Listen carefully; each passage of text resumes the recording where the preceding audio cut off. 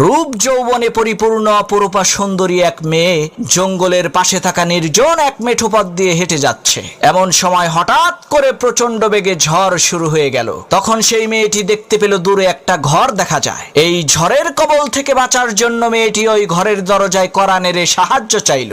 একজন টকবগে যুবক ছেলে ঘরের ভেতর থেকে দরজা খুলে সেই সুন্দরী মেয়েটাকে আশ্রয় দিল। এদিকে দিন পেরিয়ে রাত হয়ে যাচ্ছে, কিন্তু ঝড় বৃষ্টি থামার কোনো নামগন্ধ নাই। এমন সময় মেয়েটি দেখতে পেল সেই যুবক ছেলেটি তার হাতের আঙ্গুল মোমবাতির আগুনে পুড়াচ্ছে।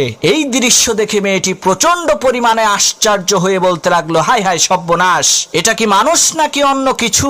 পরের দিন সেই মেয়েটি বাড়িতে যেয়ে তার বাবার কাছে সব ঘটনা খুলে বলল, কাল রাতে তার সাথে কি কি হয়েছিল। তখন সেই মেয়েটির পিতা সেই ছেলেটিকে এসে জিজ্ঞেস করলো, বাবা, গতকাল রাতে মোমবাতির আগুনে তোমার হাতের আঙ্গুল পুড়িয়েছো কেন?